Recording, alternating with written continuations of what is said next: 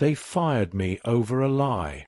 One morning, after years of giving everything I had to my job, I walked into the office as usual, and walked out with a cardboard box, my career ripped out from under me. Not because I failed. Not because I broke any rule. But because of one false accusation, whispered into the right ears by someone who wanted me gone. If you want to hear how betrayal turned into the biggest lesson of my life, how I fell to rock bottom and then rose back higher than I ever thought possible, make sure you subscribe right now. And don't forget to tell me in the comments from which country you're watching this story. Now let me take you back to where it all began. I was 39 years old, living in Cleveland, Ohio, and working as a logistics manager at a mid-sized distribution company. 8 years of my life had gone into that place. 8 years of late nights, problem-solving, and pushing myself harder than I ever thought I could. My department handled contracts worth millions every year. We were the team that made sure automotive parts got where they needed to be on time, every time. When I first arrived, the operation was chaos. Delayed trucks, wrong deliveries, warehouses stacked like a junkyard. But slowly, piece by piece, I turned it around. We went from missing deliveries to achieving over 97% on-time rates. Auditors from headquarters called us the gold standard. My crew respected me because I knew their work. I'd driven forklifts, I'd pulled orders, I'd stayed after hours when shipments were late. I believed leadership meant standing shoulder to shoulder, not barking orders from a distance. But success doesn't always bring you friends. In the corporate world, sometimes it paints a target on your back. There was one person in particular, Brenda. She worked in quality assurance. On the surface, she was professional enough.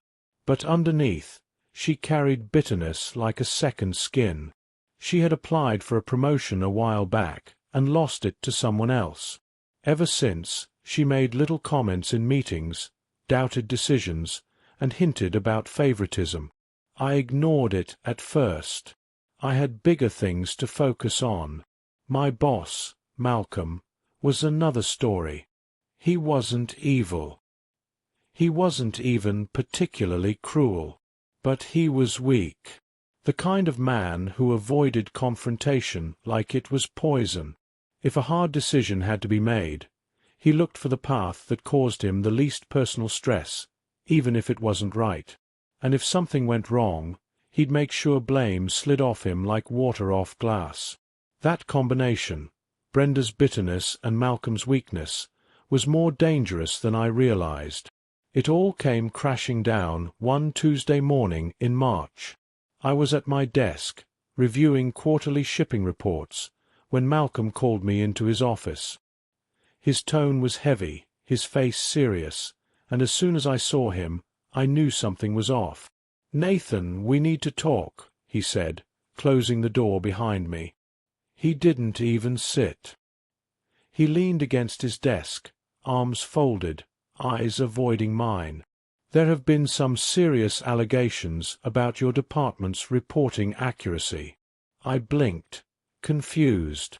Allegations? What kind of allegations? He hesitated, then said, "Brenda brought concerns yesterday. She claims you've been manipulating delivery success metrics to make the numbers look better than they really are." The words hit me like a punch to the gut. In all my years there, I had never falsified a single report. Every figure I submitted was backed by documentation, third-party tracking, client confirmations, hard data. My reputation was built on accuracy. "Malcolm, that's completely false," I said firmly. "Every report I've ever submitted is verifiable. I can show you the data right now."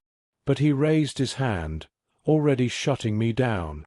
"Nathan, I understand this is hard to hear. But the company can't afford questions about data integrity, especially with contract renewals coming up. I have to make a decision that protects the company's reputation." I stared at him. "You're firing me? Based on nothing but a rumor?" He nodded, not even able to look me in the eye. "I'm terminating your employment effective immediately. Security will escort you out. HR will handle your final paperwork." I didn't argue. I didn't beg. I didn't give him the drama he probably expected. I simply said, "I understand." And just like that, 8 years of work ended with a single sentence. The walk back to my desk was the longest of my life. James, the security guard, a man I'd worked alongside during late-night inventory counts, walked beside me, looking more embarrassed than I felt. My team stared in shock as I packed my things. Sarah, my assistant manager, asked quietly, "What happened?" "Just a misunderstanding," I told her, forcing calm into my voice. "Keep things running smoothly. You know what to do." But as I carried that cardboard box through the warehouse, I realized something Malcolm and Brenda hadn't considered. My team was watching. And they knew me. They knew my character, my integrity, better than any executive. By 11:30 that morning, I was home. My wife Jennifer looked up from her laptop, surprised to see me. "What are you doing here?" she asked. "I was fired," I said flatly. Brenda accused me of manipulating reports. Malcolm believed her. Jennifer's jaw tightened. She knew me well enough to know how absurd that accusation was. She had seen me stay up late double-checking numbers, cross-referencing shipments. "That's insane," she said. "What are you going to do?" I sat down, exhausted. "I'm going to let them find out what they've lost." The next week was strange. After years of 60-hour weeks, of constant calls and pressure, I suddenly had nothing but time. I slept. I took walks. I sat with Jennifer and actually ate breakfast without glancing at my phone. But I wasn't idle. In the back of my mind, wheels were turning. The logistics industry in Ohio isn't as big as people think. Word travels fast when someone with my track record suddenly disappears from a company. Phone calls started coming in. Old colleagues checking in. Clients asking what happened. Even a few competitors, curious about my availability. Then one call stood out. David Chen, Regional Operations Director for Prologistics, the biggest competitor to my old company. He didn't waste time with small talk. "Nathan, we've been following your work for years," he said. "Your department's performance was the industry standard. We're struggling in Cleveland. We want you to overhaul our operation. You'll have full authority, higher pay, the budget to build your own team." It was everything I could have asked for. But I wasn't thinking about revenge. Not yet. I was thinking about proving, to myself and to everyone watching, that integrity and hard work still mattered. I accepted. On April 15th, exactly 1 month after I was fired, I walked into Prologistics as their new operations director. My first week, I conducted a full audit. What I found was a mess: 78% on-time delivery, warehouses disorganized, money bleeding into expedited shipments. But what stood out was their willingness to change. Unlike Malcolm, David wanted excellence, not easy excuses.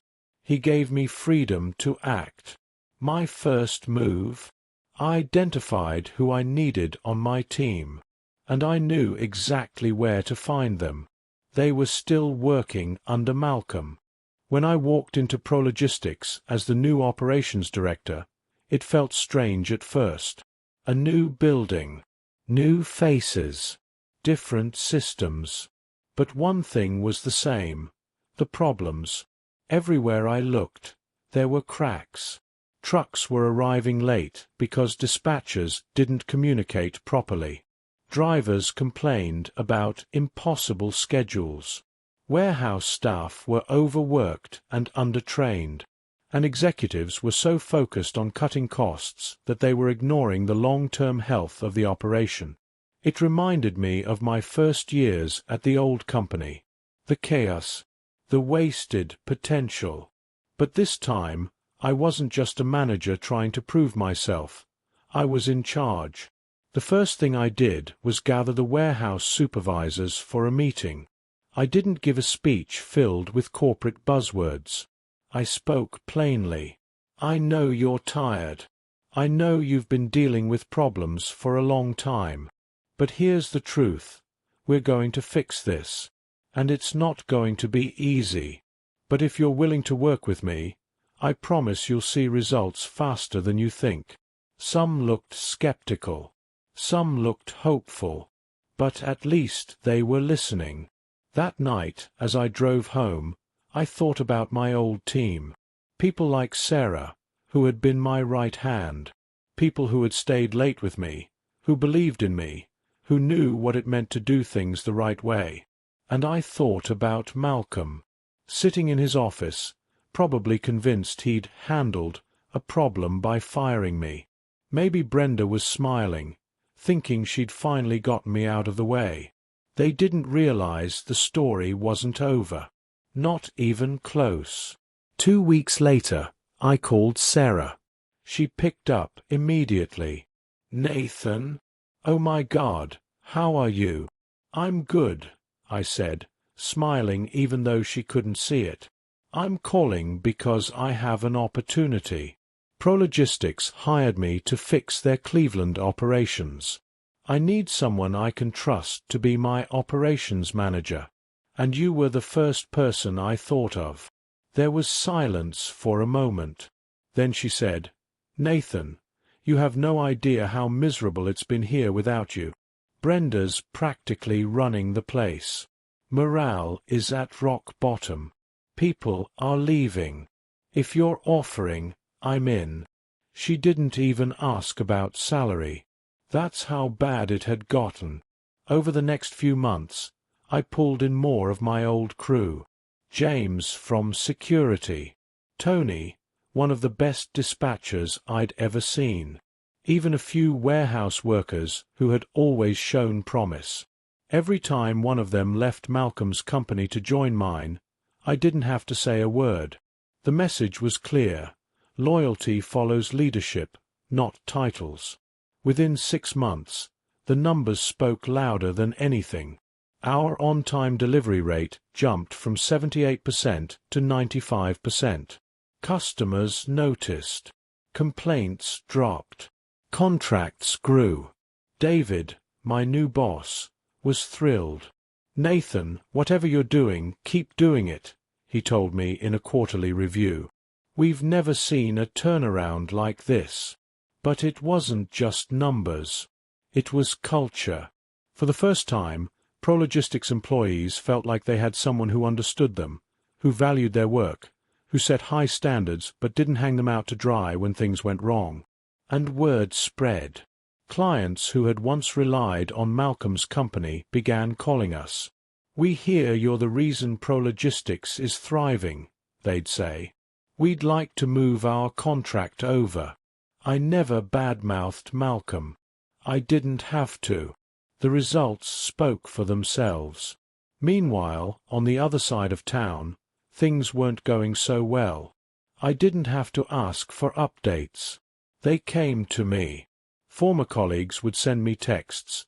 "Brenda's running the place into the ground. Malcolm doesn't know what to do. Turnover is insane." One night, Sarah and I sat in my office after hours, reviewing data. She shook her head. "You know they've lost 3 major clients already, right? All because they can't meet delivery promises. Brenda keeps blaming staff, and Malcolm just hides in his office." I leaned back in my chair. It was only a matter of time. But success didn't erase the bitterness I felt about how it all started. Being fired over a lie had left a scar. Some nights, I'd lie awake replaying that moment in Malcolm's office. The way he avoided my eyes. The way he chose convenience over truth. Jennifer, my wife, reminded me often, "Nathan, you don't have to waste energy hating them. Just focus on building what you're building. Let time handle the rest." She was right. And time was handling it. Slowly, painfully, but surely. 2 years passed. By then, Prologistics Cleveland wasn't just stable. It was thriving. We were the flagship branch. Executives from other regions flew in to see how we did things. I was promoted again, given oversight of operations across the Midwest. And then, one ordinary Tuesday morning, I got an email that made me pause. It was from a recruiter. "Hello, Nathan. I am reaching out regarding an opening for a Vice President of Operations role at Stratton Distribution. As you may know, they've recently parted ways with several senior executives, including their former director Malcolm Green." I read the line twice. Malcolm. Fired. I couldn't help but sit back in my chair, stunned. According to the recruiter, the company was in freefall. Client losses. Lawsuits over missed contracts. Employee complaints piling up. Their board of directors had finally had enough, and Malcolm had been shown the door. Brenda. She had left months earlier after being investigated for falsifying reports. The irony wasn't lost on me. The very lie she used against me had become her undoing. That night, I told Jennifer. She listened quietly, then asked, "How do you feel?" I thought about it. The anger I once carried wasn't there anymore. What I felt was closure. "I feel like the truth has finally caught up," I said. But the story didn't end there. Because a month later, I got another call. This one wasn't from a recruiter. It was from Malcolm himself. When my phone lit up with Malcolm's name, I almost didn't answer. 2 years had passed since he fired me, and in all that time, we hadn't spoken a single word. He was the last person I expected, or wanted, to hear from. But curiosity won. I picked up. "Hello." There was a pause on the other end, then a voice I knew too well. "Nathan." "It's Malcolm." For a moment, neither of us said anything. I could hear the weight in his voice, heavier than the man I once knew. Finally, he spoke. "I owe you an apology." I sat back in my chair, stunned. I hadn't expected those words. Not from him. He continued, his tone low and unsteady. "When Brenda came to me with those accusations, I should have investigated. I should have stood by you. But I was weak. I thought getting rid of you would protect the company. Instead, I destroyed it. And myself." Brenda's lies caught up with her, and by the time I realized the truth, it was too late. I let the silence hang. He wasn't wrong. "Nathan, I lost everything," Malcolm said. "My job, my reputation. Even my marriage didn't survive. I know I don't deserve it, but I was hoping you might meet me for coffee. I need advice on where to go from here." I didn't say yes right away. Part of me wanted to hang up, to let him feel the emptiness he once handed me. But another part of me remembered Jennifer's words, "Let time handle it." So I agreed. We met the following week at a small cafe downtown. When Malcolm walked in, I almost didn't recognize him. The confident, suit-and-tie director was gone. He looked older, shoulders slumped, eyes tired. "Nathan," he said, extending his hand. I shook it. His grip was weak. We sat down. For a while, we just drank coffee in silence. Finally, Malcolm spoke. "You're doing well. Everyone's heard about what you've built at Prologistics. You've become everything I should have been. I didn't reply. I just let him talk. He told me how after firing me, things spiraled. Brenda gained influence, cut corners, and falsified data. At first, the executives believed her, but clients noticed failures, and employees quit in droves. Eventually, Brenda's lies were exposed, and she fled before being terminated. By then, it was too late for Malcolm. The board blamed him for the collapse. "I thought firing you would save me," he said quietly. "It ended up destroying me." I studied him for a moment. Years ago, those words would have filled me with satisfaction. But sitting there, I didn't feel joy. I felt pity. "Malcolm," I said, "you didn't just fire me. You betrayed trust. You chose the easy way out instead of the right one. That's why things collapsed. Not because of Brenda. Not because of me. Because you never took responsibility." He nodded slowly, eyes on the table. "You're right. And now I don't know where to start. No one will hire me. I don't even know who I am without that title." For a moment, I thought about turning my back on him, leaving him to figure it out. But then I remembered the lesson life had been teaching me all along. Success isn't about revenge. It's about resilience, integrity, and sometimes showing mercy where others showed none. "Start with humility," I said. "Stop chasing titles. Find work that lets you rebuild your name, one honest step at a time. People forgive mistakes, Malcolm, but only if you prove you've changed." He looked up at me, eyes wet. "Do you think I can?" "That's not my decision," I said. "It's yours." We parted ways that day.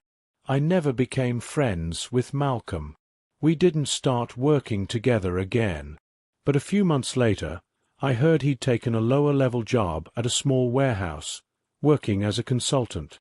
It wasn't glamorous, but it was honest, and for the first time, I respected his choice. As for me, life kept moving forward. Prologistics continued to grow. Our branch became the model for others across the country. I was promoted again, overseeing national operations. One evening, I stood on the balcony of my home, watching the city lights of Cleveland stretch out before me. Jennifer joined me, slipping her arm around mine. "You know," she said, "when they fired you, I thought it was the worst thing that could happen. But maybe it was the best." I nodded. She was right. Losing that job had felt like the end. But it forced me to rebuild, to discover strength I didn't know I had, to create something better than I'd ever imagined. And it reminded me of a truth I'd carry with me for the rest of my life. People can take your job. They can take your title. They can take your income. But they cannot take your integrity. They cannot take your resilience. And they cannot stop time from delivering the lessons they themselves refuse to learn. So if you're listening to this and you've been betrayed, if you've been knocked down by lies, remember this: rock bottom is not the end. Sometimes it's the foundation for your greatest comeback, because the people who wrong you, time has a way of teaching them lessons you never could.